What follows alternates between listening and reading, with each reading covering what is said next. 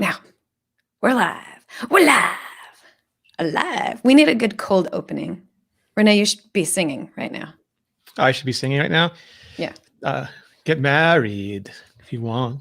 I am old, but I'm happy. It's great. It's perfect. Around. I was watching that Cat Stevens desk concert because I'm dying for entertainment in the days of COVID, and he's You Yusef wouldn't normally Islam watch now, right? Cat Stevens. Yeah. No, I think Cat Stevens is great. He's just so mellow and so talented. He reminds me of like the Beatles, where just the amount of music that came out of their heads was redonkulous. Like not like normal music, like not something that someone cooked up in a lab, but like just a dude with a guitar or a lady with a guitar. It just that stuff always impresses me. Yeah, it's not the sort of fleshed out songs of a group of people. Yeah. It's one person who's just like sitting at a piano or something. It's writing about a peace train. Ooh, now, honey. Writing about a peace train. Right on the peace train. Yeah. Do you do the punk version of that, Lori? No, but I like that. It's not a bad idea. All right. Good afternoon. Today is Friday, May 8th, 2020. And today we are going to talk about the MacBook Pro WWDC 2020 and a whole lot more, because this is the iMore show. And we're going to pause for station identification for a moment before we move on. All right. And we're back. So this is the iMore show. And joining us today is Joe Keller, Assistant Managing Editor of iMore. Welcome to the show, Joe. Good to be here as always. We've got a special guest that we've missed so much for such a very short period of time. I think it was only 3 episodes ago. And that special guest here. It's Viper, isn't it? Today. It's Viper. No, it's Georgia. Nope, it is the wonderful special guest, Rene Ritchie of YouTube fame, youtube.com/Rene Ritchie. Welcome to the show, Rene. Oh, God, no, I hate that guy. Tough. You're here and you're you, and you're back on the show, at least for this episode.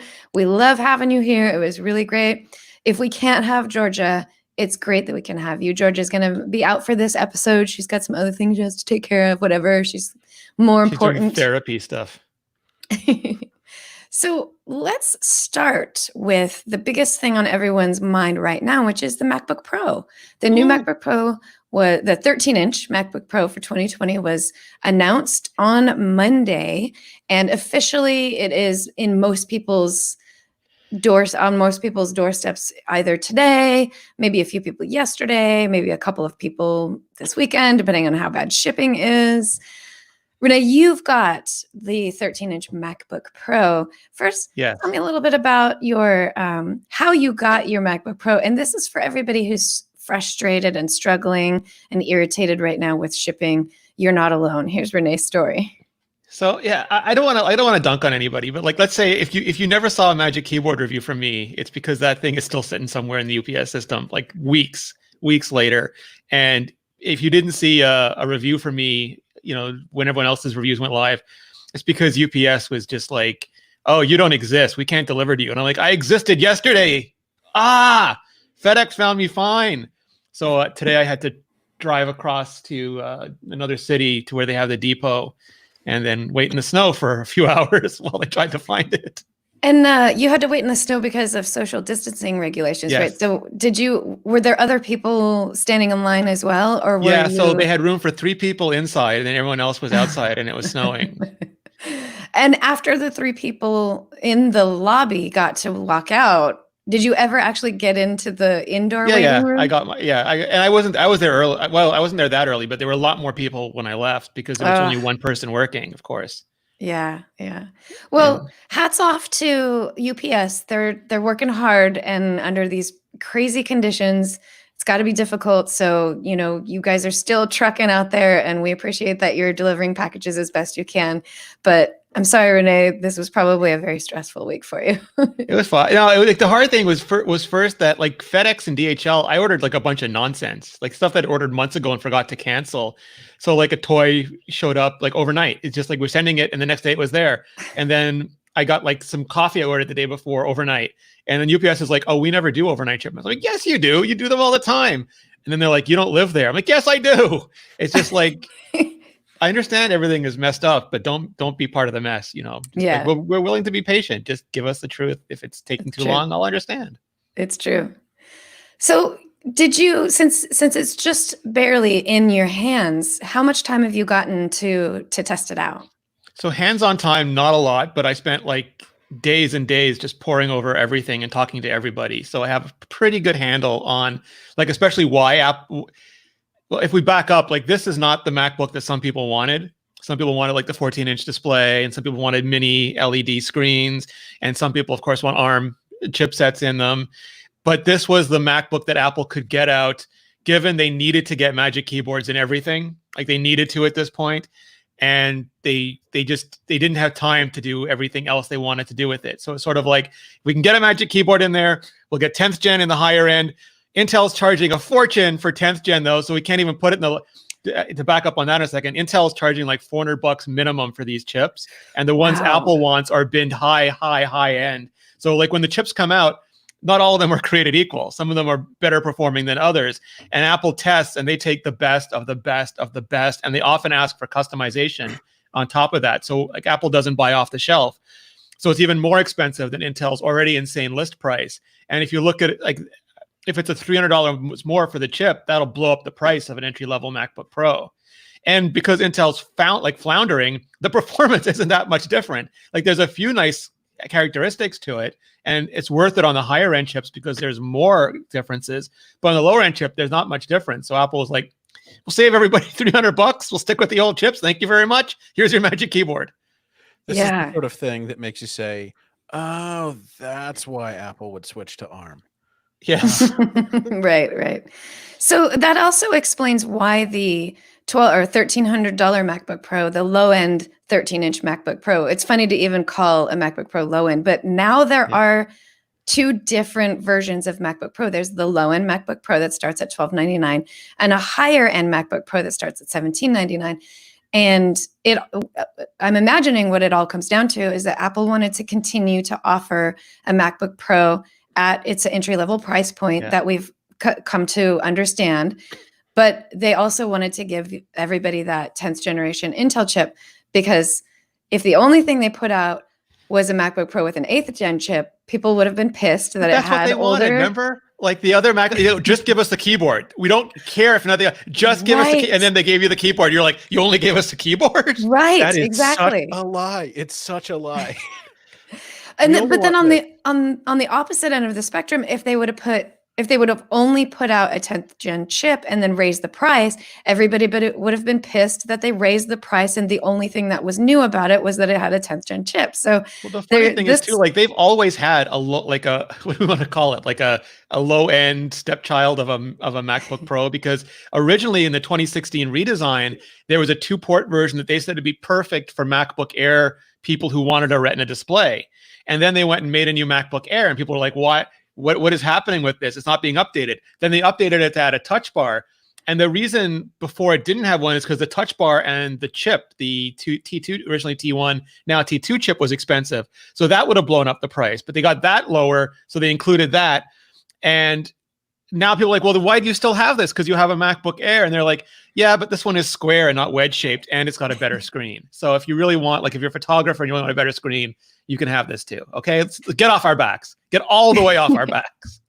It's a little something for everyone. There's always going to be, somebody who wants the cheapest but highest quality, and you can't have everything. So the low end MacBook Pro 13 inches is that like I wouldn't call it the baby bear. It's more like the mama bear. I don't want to judge anybody because I hate that. And I feel very deeply about this, but there are people who self-identify as a pro and other people would not consider them a pro. And I don't think that, I've made this joke before, but it's like anybody who lives one city north of you in New York is upstate New York. Doesn't matter how far north you live. If you live in Plattsburgh, people on the reservation are upstate New York. Does not matter.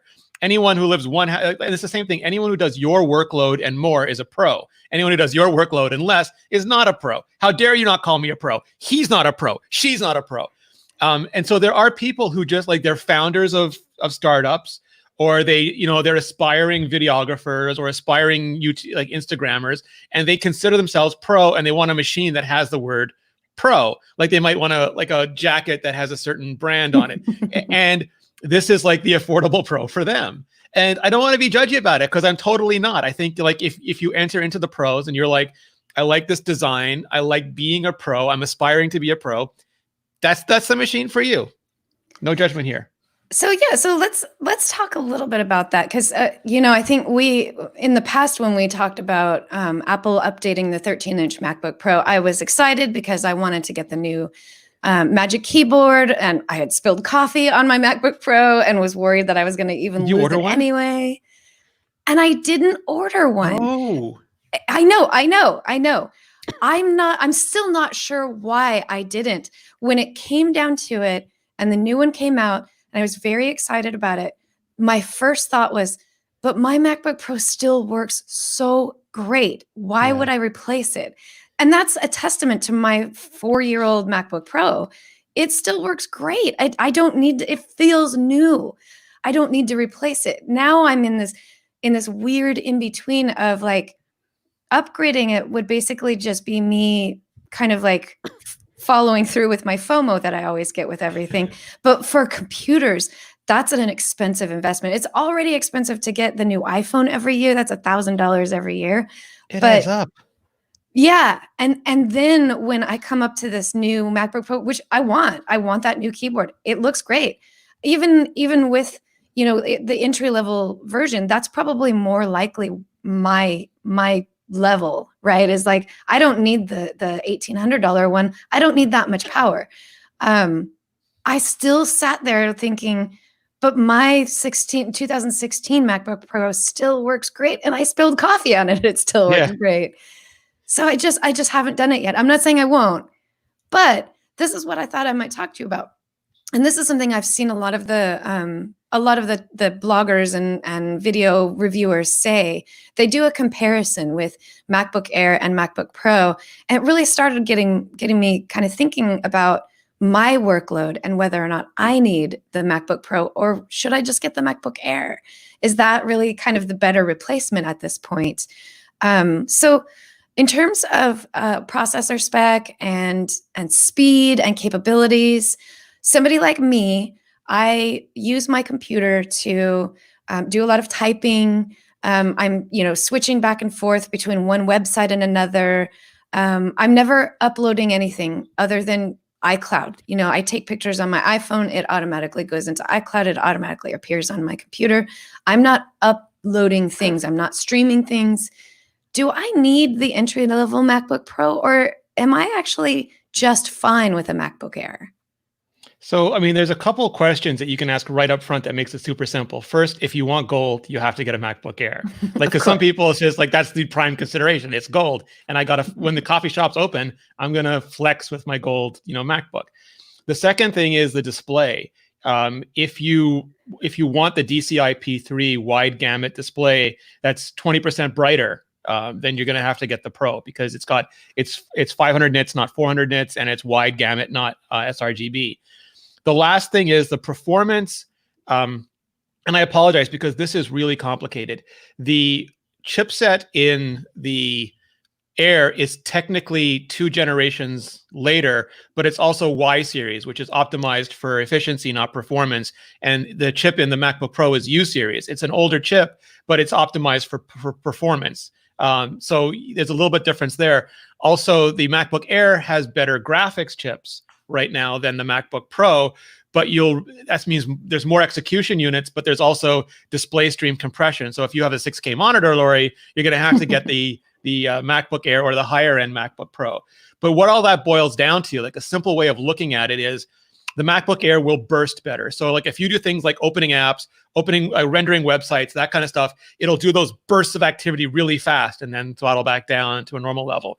Where because the MacBook Pro is a little bit older chipsets and it's a little bit boxier of a design, has a little bit better thermal management, not management, but a little bit more thermal capacity, it'll sustain workloads a little longer. It's not as fast out the gate, but it'll keep going for a little bit longer. Not a lot longer, a little bit longer. So if you're doing things like rendering the occasional video, transcoding music or videos, that kind of stuff, it'll give you a little bit better performance for longer. So for most people, most people will tell you just get the MacBook Air. I'll only say that if you really want gold. I think otherwise, or if money is an issue, like if you're only going to spend $1,000 because that's the only one that's at $1,000. I like the i5 better for the Air, and I like the sort of the i5 is fine for the MacBook. So for most people, I'll actually go against what a lot of people would tell you and say get the Pro and less gold, which is totally valid. I mean, Micah and Christina Warren would tell us it's totally valid. Yeah. So for just a couple $100 more, you think that that couple $100 is actually worth that little bit of an upgrade? It gives you the longevity that people might be looking for. That's kind of the key there. Yeah, well, I think neither of these, Apple's going to go ARM, and they're probably going to go ARM at the smaller end, not necessarily lower end first.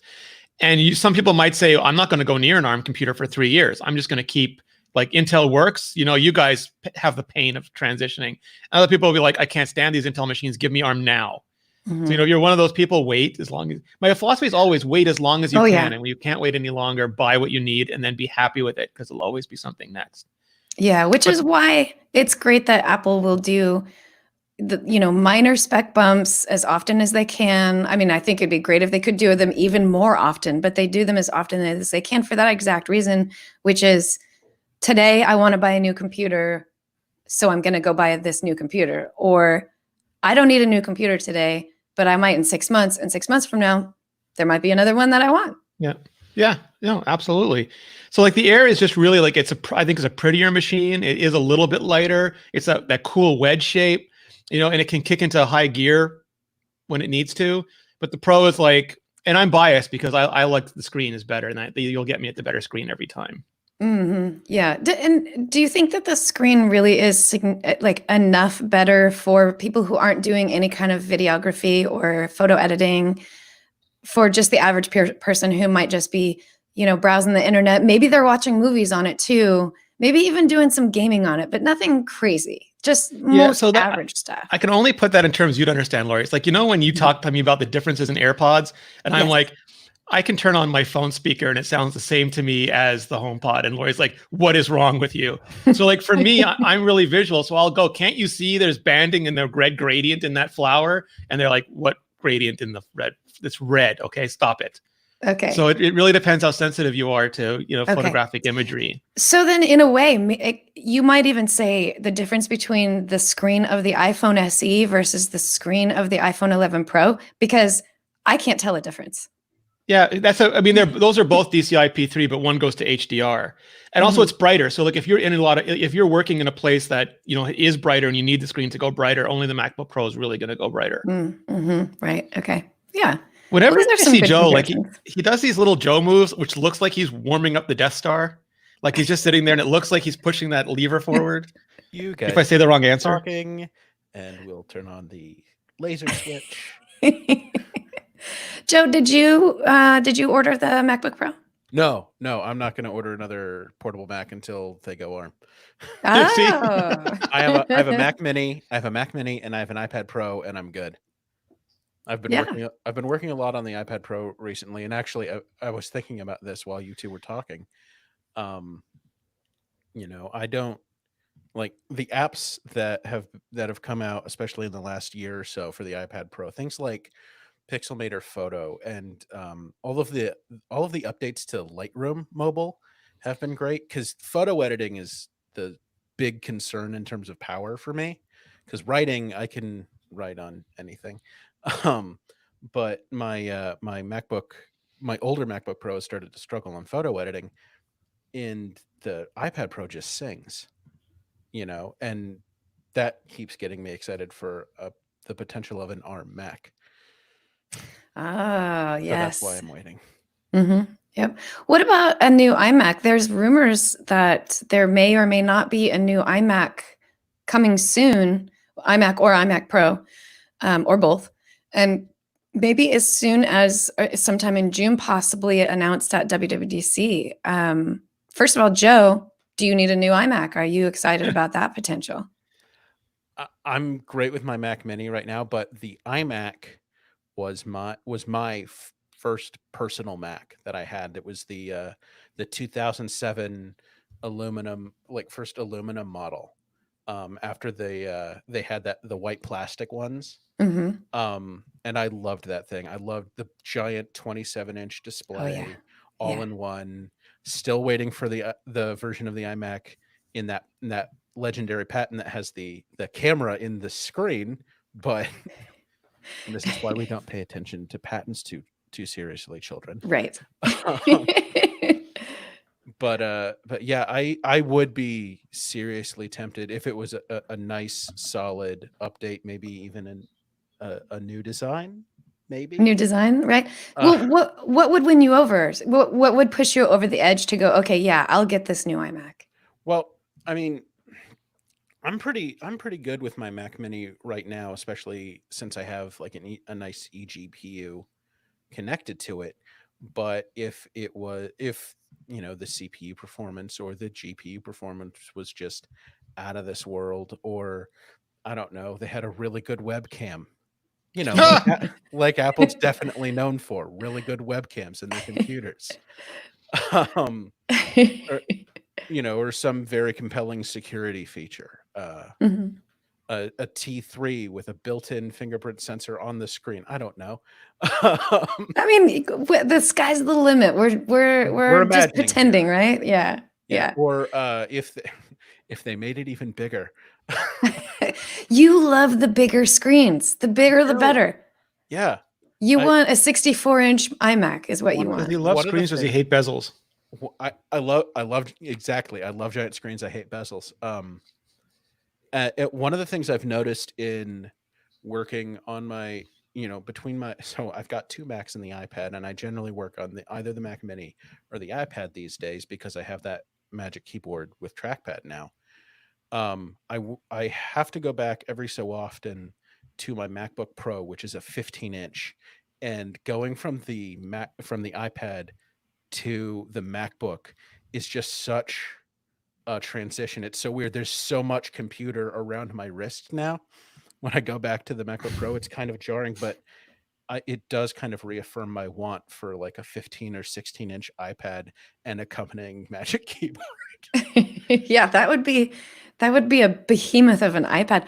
It's not off the table now. I think with the Magic Keyboard, what we're hearing a lot of people say is that this really can be a computer replacement. It's like legitimately this could be a computer replacement for a lot of people, but a lot of people like a bigger screen, and 13 inches is not big enough. Like for me, I choose 13 over the 16-inch MacBook Pro. I prefer the 13-inch because I like the portability of it. But that's not whatever for everyone. Like and take out all of the specs. We're just talking about the size of the screen. There are a lot of people that really do think I need the bigger screen, and an iPad that comes in at 15 inches, 16 inches. I think it's not off the table at this point. It would be so expensive would be the only problem, especially if you wanted to add the Magic Keyboard to that. Though, keeping in mind that Apple does like to reuse designs long into the future so that they can drop the price of things. Maybe 4 years from now, we could potentially see a very expensive 16-inch iPad Pro with a very inexpensive Magic Keyboard but at that point, maybe it won't cost as much. Well, I don't know. That still seems pretty far. It'd be an iMac with a Magic Keyboard, like an iMac-sized tablet. You just boom. That's what Joe wants, for reals. Yeah. And he wants it to be 64 inches, actually. Well, our friend of the show, Mark Edwards, wants a 120-inch iPad, so they can fight out the deal. People keep talking about is Apple going to make an actual television set? And I'm kind of like, yes, but it's actually an iPad. Yeah. Well, that was the original rumor when Gene Munster was talking about a TV set, is because he saw the 27-inch panels for the iMac and didn't understand that they were for a computer because computers were smaller back then. Yeah. I remember when there was so much talk that there was going to be a new television set made by Apple. They made at least 2 or 3 of them. They just never shipped them. Remember when 17 inches on a desktop was a giant screen? I bet it's at Johnny Ives' house. He watches football games on it. I remember when I first I have the 27-inch iMac. I think it's a 2015 2014. I'm probably wrong on that. It was the first year that it was the year that the 5K iMac came out, whatever year that was. And I remember getting it thinking like, I am just offensive right now because my screen is unnecessarily large. And now I can't imagine living without this screen. If I move to a screen even a little bit smaller, I'm just like, the screen's too small. I can't live without my 27 inches. Yeah, I would go 32. You would Lori, go you're 32 talking- you're with just- an option. I want it now, all of it. Yeah, I would go 30. I feel like 32 is a reasonable larger size screen without being ridiculous. Like I also have a curved LG screen, and I think it's like 118 inches or something like that. It's a curved screen. It's too big. I literally have to look like this when I'm trying to like, open windows and stuff. And I don't even enjoy the experience that much because it's just too big for me. It's too much screen for me. But I think 32 inches is a nice upgrade that it's not insanely large. It's just like, yeah, that's a good size screen. Yeah. So, Rene, we talked a little bit about just the specs of it and why Apple would choose what it did for the different things going on, why there's a lower end and a higher end with 2 ports versus 4 ports and all that good stuff. What about the feel? So haven't had a lot of hands-on time with it, but we've got to talk about the Magic Keyboard as compared to the butterfly switch. Believe in magic. Yeah, no, I love them. Like I wasn't sure about them at first because I was one of those people who really liked the butterfly keyboards, even recognizing that they were toxic and radioactive to the point of needing to be expunged from the universe. And with this, Apple's finally done that. This was the last holdover of the old Republic keyboards, Now, they feel the same to me as the 16. I've been using the 16-inch MacBook Pro as my main computer, like hours and hours a day since it came out like 6 months ago, more than 6 months ago. And I used the MacBook Air, intermittently. I've been using that since it came out a month and a half ago. And they all feel about the same. And I really like them. I was worried because going back to the old scissor switches, they were a little loosey-goosey for me, just like, they're a little weeble wobbly. And these aren't. These lock out at the top. So they feel as stable as the butterflies, but they're as reliable so far as the scissor switches, which are important. And that little bit of travel, it does make the 13-inch MacBook Pro 1 millimeter thicker, and you get 1 millimeter extra travel for that. But I like it. It feels like kind of punchy when you type on it. Yeah, that's a great descriptor. And Joe and I both have the Magic Keyboard for the iPad Pro. And it sounds like the mechanism and the way they develop it's very, very similar, which is, I described it in my review as it's like a Magic Keyboard with a tiny piece of cloth under it. It's like it tightens it up just a little. It doesn't have the clickiness or the clackiness, I guess, actually, but it has the same like springy response. So the sound is better though to my ears. It doesn't sound as annoying as the butterfly did. It feels so good. Yeah, it does. It's a really great feeling. And Rene, I didn't have a problem with the butterfly switch. I thought it was fine. I didn't have any kind of issues with it being, too small or too flat. No. Or my literal issue was that I had the key response issues. Yeah, and the scissor switches were clickety clackety, and these were stickety stuckety. Yeah. And I had to pop, and because I'm me, I have no patience. Like I know Michael Fisher, mutual friend Michael Fisher, would take his to the Apple store every few weeks. I just pop the key off, clean it, and put it back on. I'm not suggesting anybody do that, because if you break them, it is on you. That is not covered by. I don't think that's covered by Apple Care. If you cry a lot, I don't know what will happen. But there are many qualities that Rene has that you should emulate as a person. This is not one of them. No, but like I would. My space bar got stuck, and I had scissor keyboards I had to take back too, because the E key would stop working. So the failure rate wasn't like, it was just higher with these keyboards. So I would pop the key off, I clean it, put it back on, and it would work again for another 3 or 4 months. I did break one key. I ordered a replacement, fixed it myself. Life Nice. Goes on. But that just was not tenable anymore.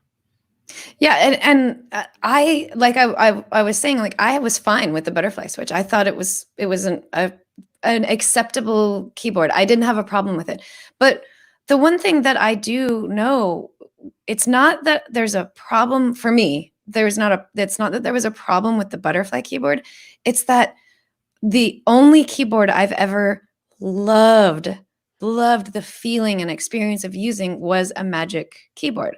Yeah. That it's no, all of the other keyboards in the world, they're fine. There's nothing wrong with them. But for some reason, the Magic keyboard is exceptional.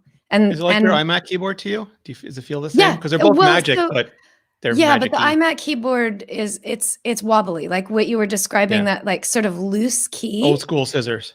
Yeah, and it feels great. I love it, but I actually look forward to Apple releasing a new Magic keyboard that emulates the Magic keyboards on the new MacBook lineup, because that's going to be even better. But I love the reaction time and the feedback that you get from the Magic keyboard. So just putting them back in computers that we already love, for me, it was fine the way it was, but now it's like the cherry on top to get the scissor switch back. So Nice. it's good stuff. Yeah. Do you have the MacBook 13-inch MacBook Pro within reach? Yeah, 1 second. Actually, no, I don't. Crap. No? No. Whatever. I apologize. You're not I was cool not enough. prepared. I was not prepared. Yeah. So let's move on to the other big announcement that came out this week, which is WWDC Virtual 2020. Joe, tell us a little bit about what that means. So it's kicking off on Monday, June 22nd this year. WWDC, usually past several decades maybe, kicks off early June, first, second week. This year it's the fourth week in June. And I'm assuming, Apple's taking that time to tighten up software releases and that sort of thing. But it's going to be free to all developers. Anyone with a developer account, I should say, not necessarily paid developers, because you can access it through Apple's developer app and Apple's website. And what I think is really interesting about this, so not only are they going to stream this keynote, I mean, they always stream the keynote, but not only are they going to do that and the platform State of the Union, it's going to be labs and sessions. Of particular interest to me are the labs where generally you get hands-on time with Apple engineers. Pardon? Huh? Hands-on time? Well, you don't get to touch the engineers, but the engineers will help you with your activities. Yeah. It's like hands-on with a computer. You get hands-on Yeah. with an engineer. Yeah. They have rights. They're people. You take an engineer home, you put them in their little storage space, and then they come out and help you with your I like minifigs. Only. But yeah, you get personal time, one-on-one, not necessarily one-on-one, but FaceTime, shall we say, with an engineer. And I'm wondering how that works this year, Yeah. with everything being virtual. Right. How are they going to allow for that? Because that's the probably at least one of the most important things about WWDC is that engineer developer face-to-face time where you can troubleshoot your app and figure out, what you're doing wrong and how to fix it. And going virtual, going remote, that part of it, that's such a big deal to lose that I wonder how they're going to fix that, how they're going to accommodate for that. Rene, do you have any ideas for how you think that one-to-one time, or at least face-to-face time with engineers, is going to work? Oh God, imagine it is FaceTime to FaceTime engineer. I mean, I think they're going to have to make restrictions of some kind. Like I forget the number, but there are tens of millions of registered Apple developers, and WWDC typically has a capacity of 5,000. And even then, if people aren't familiar with the labs, you go into what looks like, it's a conference area, which is like the size of several gymnasiums. And then there's these areas set off, like 16 different areas. And each of those has a table in the middle. And around those tables are sitting engineers at computers. And you go and sign up for that lab. So it might be WebKit, and then security, and then HomeKit. And they all work on like 3-hour shifts, and then they rotate, and they come back a couple times a week, and you go and sign up, and then you wait in a line, or you come back, and then when they call you, it's usually like a program manager or somebody helping out, maybe WWDR, developer relations. They call you up, they introduce you to the engineer, then you go and sit together, you describe your problem to the engineer, they look at your code, they look at the thing, and hopefully it's an engineer. Best case, it's the engineer who literally wrote or maintains the code you're talking about. Worst case is someone on the same team who might know where to send you. But it is not something that scales, not by any stretch of the imagination. And it's also something that is very interactive, where they're looking at the code that you're doing. And while FaceTime on the Mac has screen sharing still, FaceTime on iOS does not. And there's just so many hurdles that you would have to overcome, that I'm wondering if it won't be an entirely different system. Like, I hate saying the word lottery, but maybe some kind of lottery where there's a certain amount of spots, and with those spots you get to submit something, and then an engineer looks at whatever you submitted, and instead of having to go through the usual, like usually when you submit a bug, there's a bunch of automated stuff that happens, and then a reviewer looks at it and then assigns it a priority and directs it, and then it goes into a system that can be like a black hole, that maybe it'll go directly to the engineer group, and whoever is in charge of like UIKit, which is the framework for iOS. They'll be like, oh, this came in, Lori Gill won the lottery. Her question came in. This is the code sample she provided. This is the app or whatever, and everything. And then either they look at it and get back to you, or maybe there is even some facility to have a conversation about it. Maybe using like iMessage, like something similar to business chat linked up with FaceTime something. But I don't see how they could replicate the in-person experience if it's not in person. It'll have to be some form of still manageable, but very different experience. Maybe yeah. I mean, I think that it would behoove them, and it would be unfortunate for developers if they didn't have some version of it, some way to replace that. But it might just look a little different. Like in my mind, it would be something like little sessions. So you would get an hour of FaceTime, not necessarily FaceTime, but just face-to-face time with an engineer, and it would be you and 5 other people, and you all kind of have similar needs at that point, and that's why you're with that particular engineer, and you're all talking together, because even in groups, somebody else's issue might actually solve your issue too, and it could be a little more of like small group time. Instead of that one-to-one, now I'm helping you, now I'm helping you, now I'm helping you. There's just so many things that you can't do the way you did it for WWDC. But there's also if we've learned anything, is that there's so many things that we can do now remotely that we never thought of before. I mean, like, are they going to get all on a Zoom call and play Jackbox, and then it'll be like fun times for all? I don't know, Lori. I don't know. Joe, what else is happening with the virtual WWDC? What other things are going to be going on? So let's see. There's it's the Swift Challenge. Yes. That's new this year. So Swift Challenge is for students, and they're submitting a Swift Playground app. That is a playground. They're playing on Playground, and they're submitting them to win an award. Joe, do you have the details on that? So it's Swift Student Challenge, and students have, I think it's until May 17th to enter this. But what it is basically you download Swift Playgrounds on either Mac or iPad. You go through, one of the early sample things that Apple provides, sample lessons that Apple provides, and then you create a blank one, and you create a project that let's see here. What does Apple say? Can I give a shout out while Joe's looking that up? Yes. Yes. So some of you might have noticed the developer app has gotten much, much better recently, like over the last few months. It's full of really rich content, interviews, editorials. It's almost like some super genius became involved with the content in the developer app. Almost someone who used to be on this podcast with us and is doing amazing, amazing work, making sure that app sparkles and shines every damn day. I'm talking about Serenity Caldwell.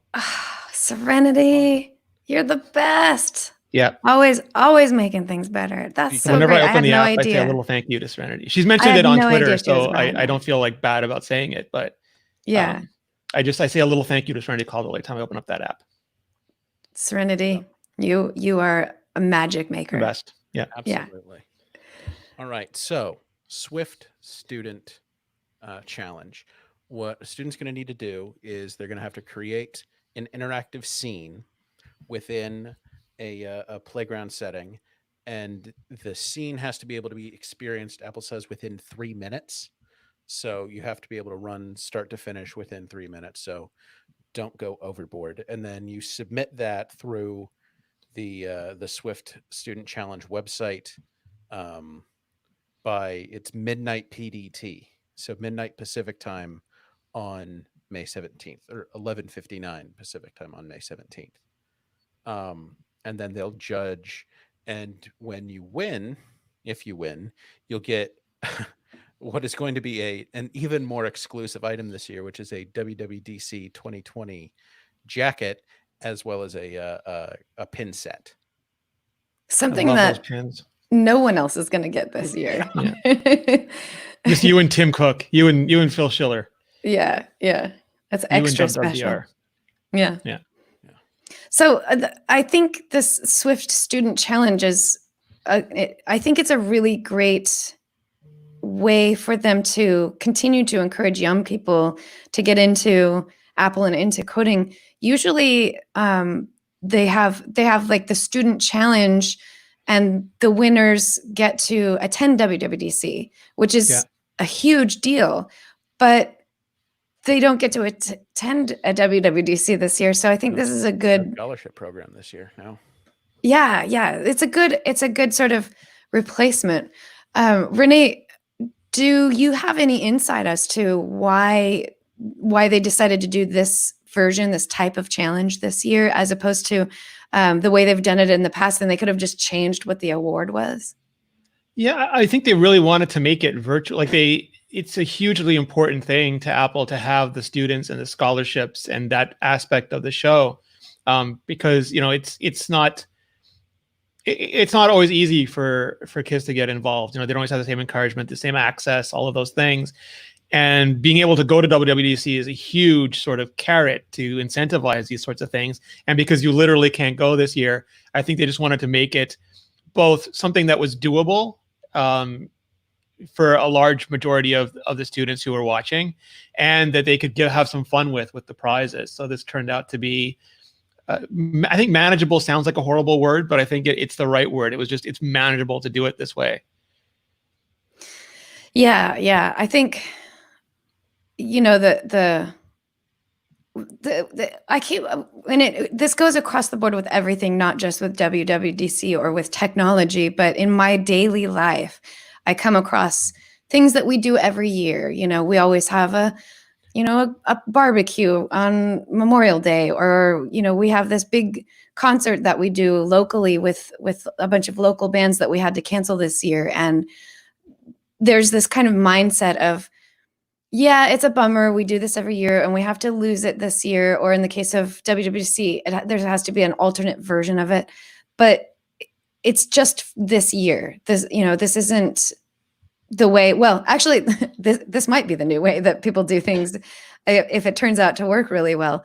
But there's some things that we lose out on this year, that it's only this year, and there's many, many more WWDCs in the future that we can look to. Let me ask you this though, Lori, because as much as I hate not having, because most years you and I would have been probably at least once to Cupertino. Maybe you'd have to go back there. I'd have to go to New York a couple times. And I love that, but it's also a haul. It takes a lot of time, especially flying coast to coast. And it's more expensive. And also while like it's great having FaceTime with everybody, not some of the stuff that you can do remotely. So I'm wondering, for things like WWDC and Google I/O and those sorts of things, I think they will come back.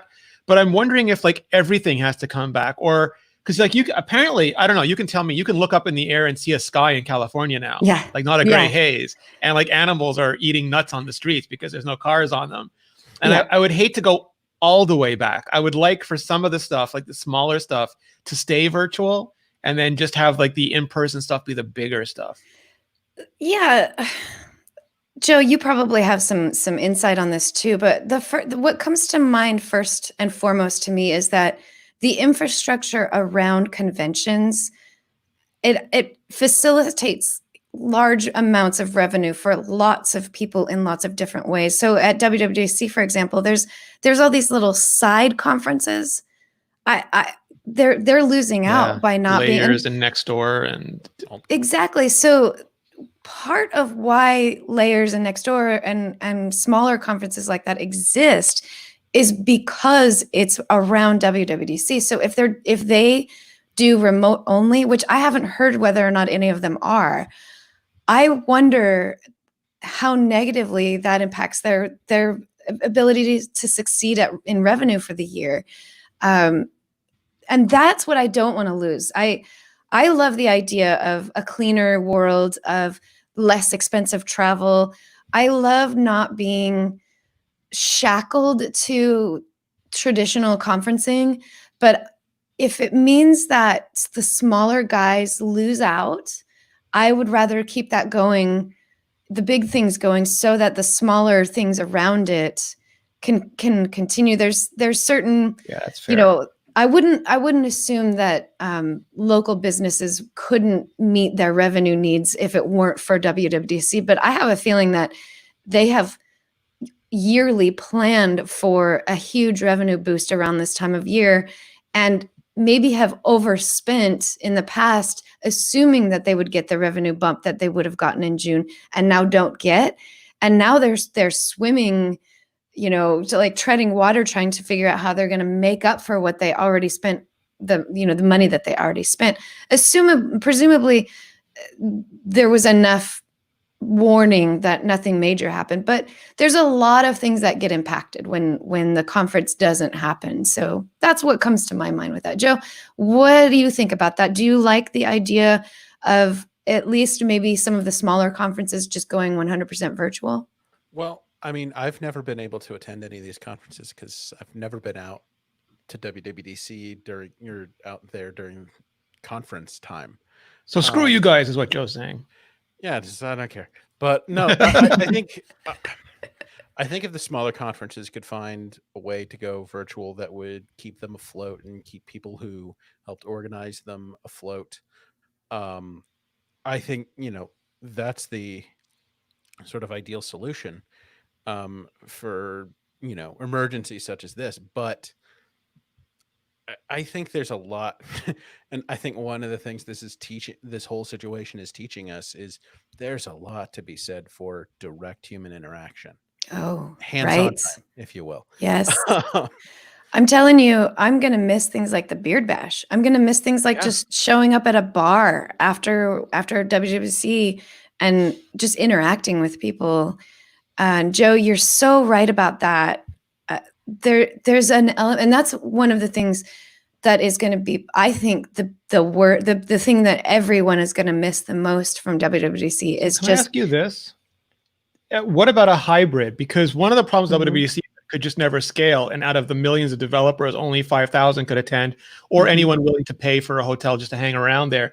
So what if it returns the way it was, but they managed to keep some of these extras for the people who can't attend? Like not just the streams, but some of the ability to participate as well remotely if you're not one of the 5,000 lottery winner.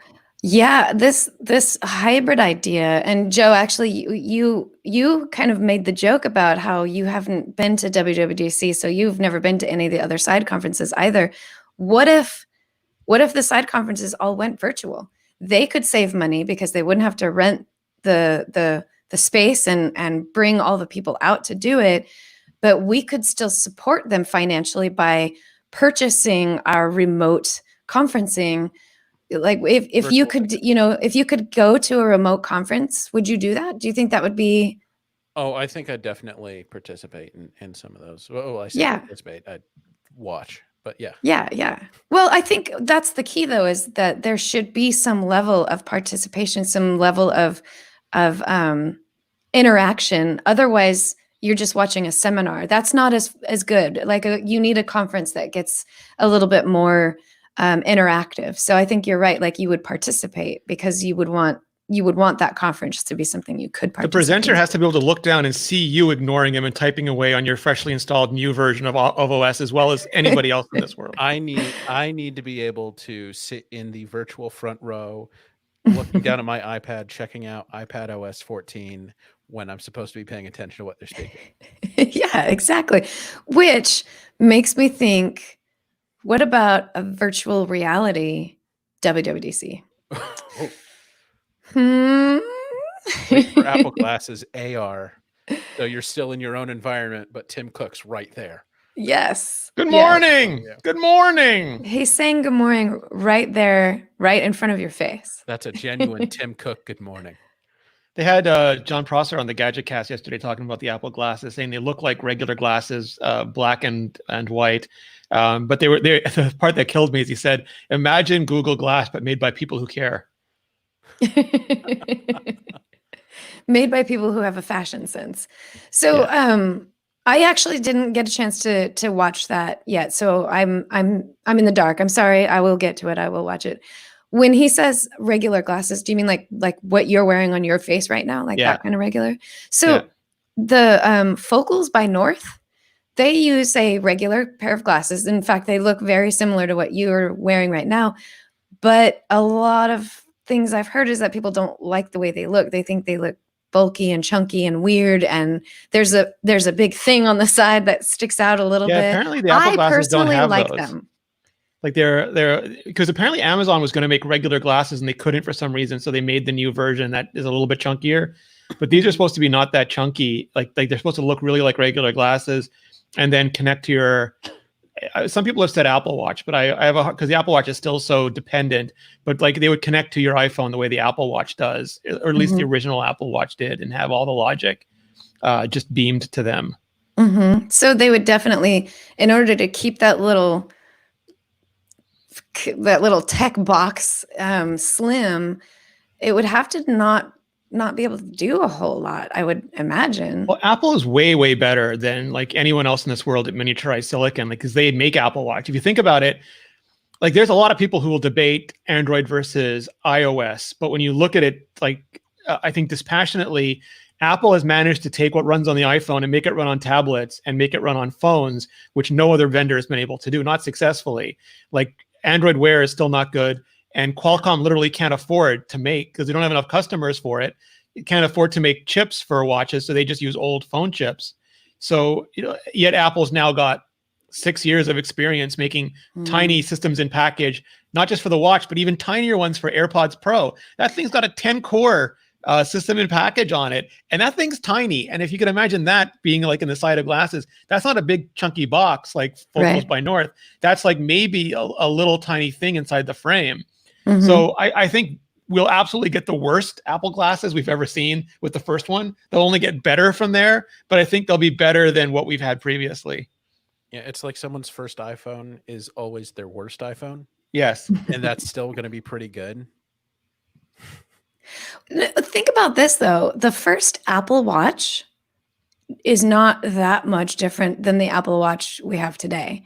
They altered the size of the casings very, very slightly, and they got rid of the bezels on the most recent ones, or I guess they made them less. They're not gone. They're just less. But they kind of still look the same. So will the first pair of Apple glasses maintain the same design, but be a little bit slimmer someday in the future? The iPad 2, so like it's hard to predict because the iPad 2 was so different than the original iPad. It was so much thinner and lighter and sleeker. The 3GS wasn't that different, like it was plastic instead of aluminum, but the iPad 2 really was different. So I think it really depends on what they can do. Yeah, and the Apple Watch 2 wasn't different looking, but it was no longer running at thermal max like every second of every day. So much better. Yeah. Apple Watch 2 ran so much better than Apple Watch 1. Mm-hmm. Sesam says they hope that we get an oximeter on Apple Watch. And there's this weird, bizarre thing where it's got a blood oxygen thing, but the FDA has never let them turn it on. So like that's a whole other.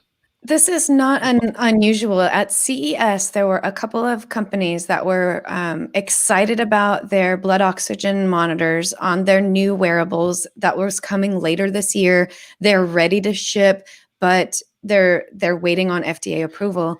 Across the board, I'm noticing that that's an issue, and I'm not sure why the FDA is kind of dragging its feet, if you will, on approving these things, but there's got to be a reason why they're really holding out and making sure that this kind of information is usable and not dangerous to everyday citizens, because I think it could be that we're worried about people misreading the information that they're getting.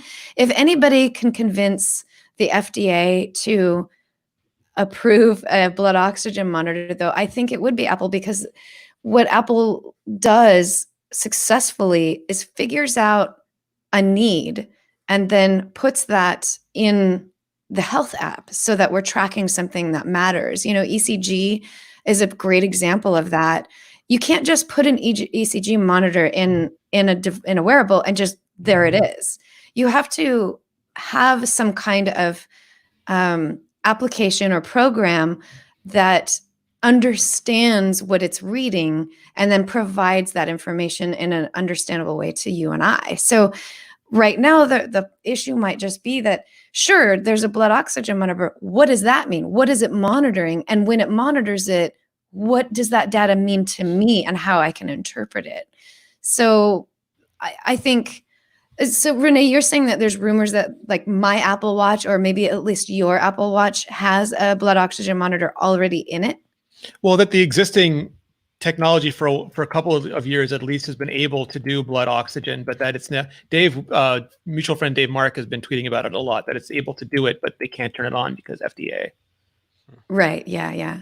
So when they flip the switch, it will happen eventually, because there's so many wearable companies out there that are pushing for blood oxygen monitoring. When they flip the switch, does that mean it'll be like the new Apple Watch has the blood oxygen monitor, or does that mean like your Apple Watch, you just get an update? I guess it depends how good it is, if it does what they want it to do. Like a lot of the stuff on the Apple Watch is a byproduct of the things they need for other things. So like the reason we have the heart rate monitor is because they needed an accurate calorie indicator, and it just so happens it works perfectly for the blood heart rate monitoring as well. And if this works okay but not good enough, then maybe they'll make a better version when it's legal. Or if it works great, maybe they'll just have to make an app for it. Right. Yeah, that makes sense. That's actually something that would be great to see in the future. I talked to a lot of different people at CES about what blood oxygen monitors are, what they're good for, what they do. And one thing that I didn't realize is that they're very helpful for tracking how well you breathe while you're sleeping. I think one of the things that people are probably the hardest thing to figure out is whether or not you have sleep apnea, because either you and your partner are asleep and don't know what your breathing patterns are, or you're just snoring and your partner is really irritated that you're snoring and says you have sleep apnea. And a lot of people don't know how to go about diagnosing it and finding out whether or not that's something that they need. And the idea of a blood oxygen monitor that helps and that's another thing. If Apple's going to do this, to me, the biggest benefit to everyday people is going to be the ability to track your oxygen level while you're sleeping, which means that they need to make an Apple Watch that we can wear 24 hours a day, that we can sleep with.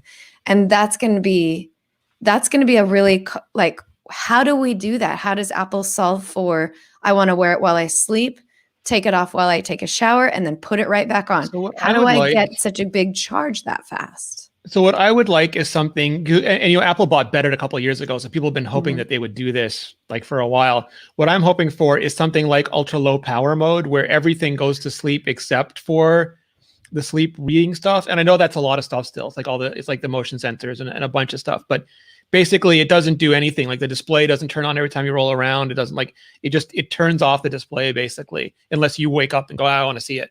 But it goes, and then it's already not Qi charging. So I don't care if they keep breaking, it's Qi plus plus basically at this point. It's a superset of Qi. If they do something to make it charge faster, and I know that's dangerous with small batteries, but I figure it's like 6 years later, they can maybe charge a little bit faster. So maybe your watch, you go to sleep, your watch has like 35% power left for the day or something. The ultra low power key, like as long as you have 20% power left, it'll work overnight. You wear it, like you said, you wake up, you put it on the charger, it charges twice as fast as normal. You go take your shower, and if you're not an animal, it takes more than a couple minutes. Maybe you do your daily ablutions, you brush your teeth, you do that sort of thing. And then if you give it like a solid 20, 30 minutes, it's recharged fully for the day. I think that's like a reasonable expectation. People are like, my watch should last a week. I'm like, my old phone with the little cord on it lasted for days. Like you never plugged that thing in. It was in the wall all the time. Now I have to charge my phone every day. If I can charge my phone every day for added utility, I can charge my watch every day for added utility. And if you want a watch that you only have to charge once a week, you don't want an Apple Watch. You want something that does a lot less. You'll charge once a year. You'll be fine. Yeah. It's silly to ask for that. Joe, do you want a battery? Do you want an Apple Watch with a blood oxygen monitor, or what do you think about Apple making a separate sleep wearable, entirely separate from the Apple Watch, so you don't have to worry about dealing with your battery management? So on point one, I mean, I wouldn't hate it. I've become a big fan of the trends section of the activity app on my iPhone, and just having another stat with arrows going up, because I'm doing a lot. I'm doing a lot lately. But just having another arrow that's pointing up, that would be great. It's like a thumbs up for you. Yeah, exactly. Or to what that pulse ox data is going to tell me that I don't already know, that's going to be relevant towards how I behavior modification or exercise. I'd love that data. As for a separate sleep wearable, no. You think it's a little too much? You think you want to keep it easy? Keep it easy. If I want to. Right now, I have 2 types of wearables from Apple, and that's all I need. I got my AirPods. I got my Apple Watch. You'll have your glasses soon.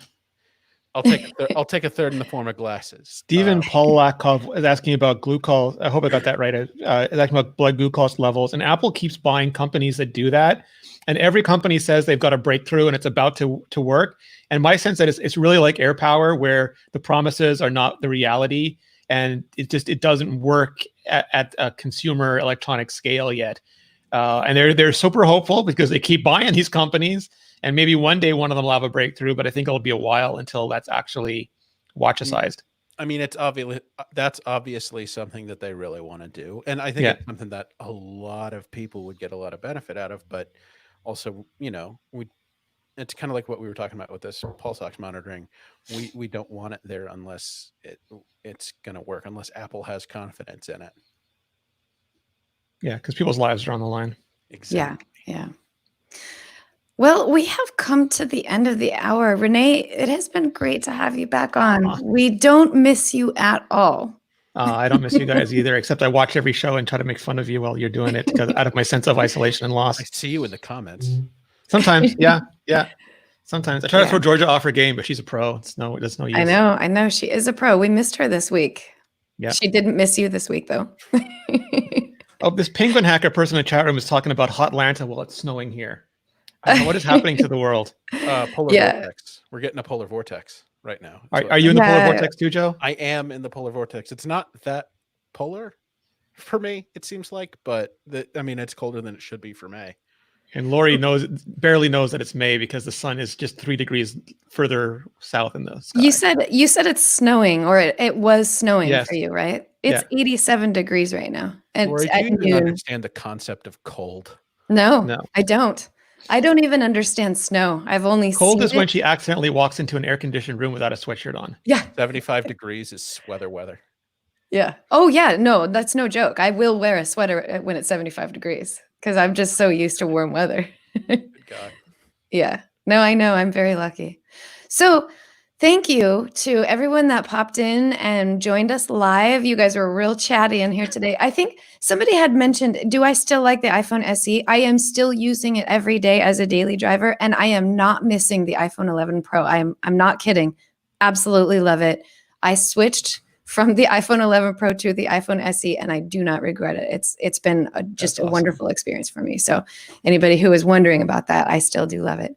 And it was great to see you all there. You guys have been real chatty, so thanks for joining us. Rene, again, thank you for popping in and saying hello to us. It was really great to have you. We can't wait for your MacBook Pro official review because all of your things have been so wonderful. Oh, If anybody isn't already subscribed, you should go subscribe right now, youtube.com/Rene Ritchie. He does daily analyses, reviews, commentaries, whatever you want. Some of them are only a few minutes long, a few minutes being like 8 to 9 minutes long. Some of them are deeper dives that go into 20 minutes, but every single episode has been just an absolute joy to watch. So youtube.com/Rene Ritchie, make sure that you go and subscribe and hit the notification bell so that you know when Rene's shows pop up so that you won't miss anything. And anywhere else. If you're curious why that happens, YouTube a while ago decided that subscribers don't watch every video for the channel they're subscribed to, so they would no longer show them videos for which they are subscribed. So if you actually want to see all the videos, they made the bell gizmo instead. And people are always confused about that. They're like, I subscribed, and it's like, doesn't help, doesn't seem to work. Nope, sorry. I miss the days when you could just go to some social feed and just see what's new and not be told what to watch. Yeah. I don't like being told what to watch. Rene, is there anywhere else you'd like to let people know that they can find you on the internet? I am terribly consistent / boring in that I'm just /Rene Ritchie, twitter.com/Rene Ritchie, instagram.com/Rene Ritchie, youtube.com/Rene Ritchie. I don't have Lori's like flavor. So there you go. Joe, what if people want to talk to you on the tweets? Where can they find you? Well, they can certainly try at jkeller87. That's JKELLER 87. All right. And make sure you hit him up and talk to him about being the Death Star engineer over there, because he's probably doing some pretty amazing secret things while we're blathering on over here. Georgia Dow, we're here. She would tell you to get in touch with her at westmounttherapy.com. Make sure you go visit her there, westmounttherapy.com, all one word. Or you could try emailing her. Oh, wait. Actually, I take that back. You could try finding her on Twitter at Georgia_Dow. She's not super prolific on the social medias, but she'll pop up every once in a while to say hi. And if you want to find me, I'm at Appaholic. That's APPAHOLIK on Twitter, and at Lori Gill at most of the other social things. Thank you to Jim Metzendorf, who once again makes us sound so great. You are amazing, and we couldn't do this without you. Thank you, Jim. And of course, to all of our listeners that are not listening to us live, but maybe the next day or a few days later, happy Mother's Day on Sunday to those that are listening on Sunday. And thanks so much for keeping us going. We love knowing that you're out there listening. Feel free to comment on iTunes or send us messages. We love it. It's really great. We love having chats with you. And once again, this is the end of the iMore show. Thank you, everyone. Have a great rest of your day. Goodbye. And I'm ending the